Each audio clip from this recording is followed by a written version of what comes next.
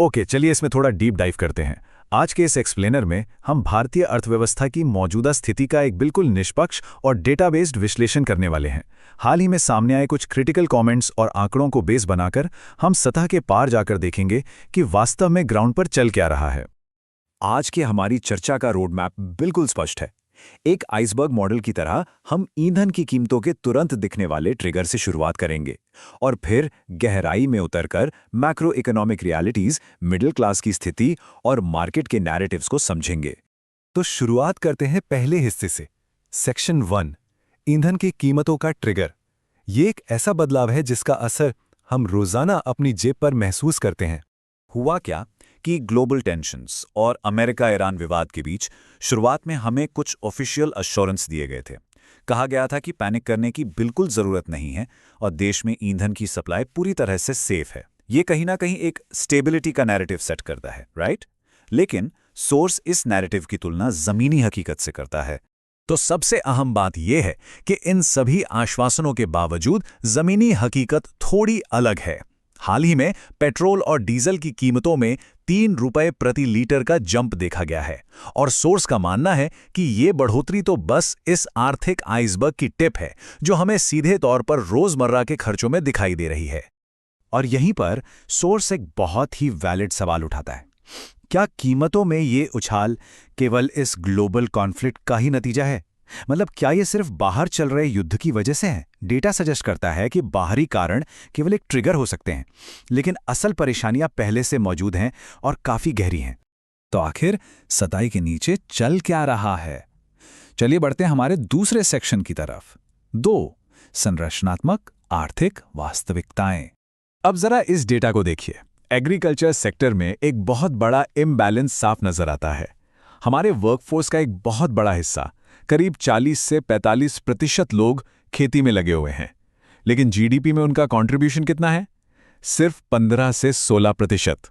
Source समझाता है कि शहरों में नौकरियां ना मिलने की वजह से लोग वापस खेती की ओर जा रहे हैं, लेकिन प्रोडक्शन उस अनुपात में बिल्कुल नहीं बढ़ रहा है। और ये चार्ट इस पूरी सिचुएशन को ब्रिलियंटली इलस्ट्रेट करता है। मैन्युफैक्चरिंग सेक्टर को ही ले लीजिए। सोर्स के आंकड़ों को अगर देखें तो इसे सीधे तौर पर डी इंडस्ट्रियलाइजेशन कहा जा सकता है। जहां भारी मात्रा में रोजगार पैदा होने चाहिए थे, वहां पिछले लगभग एक दशक में जीडीपी में मैन्युफैक्चरिंग की हिस्सेदारी वास्तव में 16.7% से सिकुड़कर आज 15.9% रह गई है। ये वाकई चौंकाने वाला है। इसी के साथ सोर्स एक और इम्पॉर्टेंट आर्ग्यूमेंट सामने रखता है कि देश का ओवरऑल ग्रोथ नैरेटिव ही धीमा पड़ रहा है।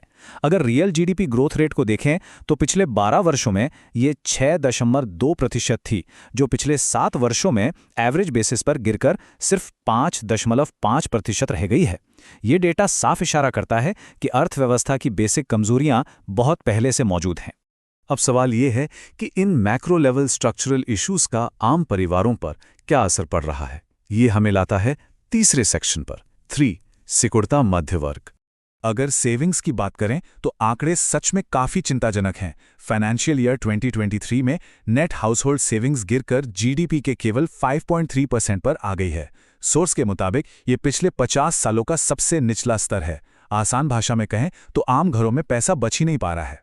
जब सेविंग्स कम होती हैं तो जाहिर है कर्ज बढ़ता है। परिवारों का कर्ज कितनी तेजी से बढ़ रहा है, जरा इस पर गौर कीजिए। जुलाई 2021 में क्रेडिट कार्ड का टोटल ड्यूज करीब 1.32 लाख करोड़ रुपए था, जो अब बढ़कर लगभग 3 लाख करोड़ रुपए तक पहुंच गया है।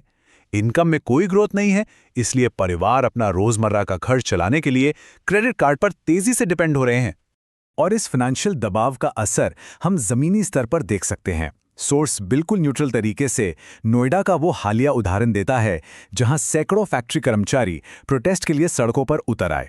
उनकी मांगें कोई बड़ी राजनीतिक क्रांति नहीं थीं, उन्हें बस इतनी सैलरी हाइक चाहिए थी कि वो भूखे पेट ना सोएं। महंगाई को देखते हुए 2019 के बाद से सैलरीड क्लास की रियल इनकम या तो वहीं रुकी हुई है या फिर बुरी तरह गिरी है। इकोनॉमी की इस पूरी पिक्चर का एक और बड़ा पजल है स्टॉक मार्केट। तो चलिए बढ़ते हैं चौथे सेक्शन की तरफ। 4, बाजार का भ्रम बनाम वास्तविकता। अक्सर ये कहा जाता है कि ग्लोबल क्राइसिस की वजह से मार्केट गिर रहा है, लेकिन सोर्स ये एक बहुत दिलचस्प तुलना पेश करता है। जहां इस साल सेंसेक्स में 8% की गिरावट आई है। वहीं दूसरी तरफ अमेरिका, जो खुद एक युद्ध में शामिल है, उसके मार्केट अपने ऑल टाइम हाई पर हैं। इसके अलावा फॉरेन इंस्टीट्यूशनल इन्वेस्टर्स ने भी डोमेस्टिक मार्केट से केवल इस साल 1.8 लाख करोड़ रुपए निकाल लिए हैं। अब इस स्लाइड पर जो डेटा है ना, वो वाकई बहुत इंटरेस्टिंग और थोड़ा अलार्मिंग है। मार्च 2026 के रिटेल इन्वेस्टर्स के आंकड़ों को देखें तो पहली बार स्टॉपेज रेशो उल्टा हो गया है। करीब 52.82 लाख नई एसआईपी खोली गई, लेकिन उससे ज्यादा, ध्यान दीजिएगा, 53.38 लाख एसआईपी बंद कर दी गई। इसका सीधा सा मतलब है कि खुलने वाले खातों से ज्यादा निवेश खाते बंद हो रहे हैं। यह दिखाता है कि अब आम इन्वेस्टर को भी फाइनेंशियल क्राइसिस काफी गहराई से महसूस हो रहा है। फॉरेन इन्वेस्टर्स के नजरिए से देखें तो सिचुएशन बहुत अट्रैक्टिव नहीं लग रही। सोर्स साफ करता है कि अगर हम करेंसी वैल्यूज को एडजस्ट कर दें तो डॉलर के टर्म्स में सितंबर 2021 से अब तक निफ्टी इन्वेस्टमेंट्स पर नेट रिटर्न इफेक्टिवली 0 रहा है।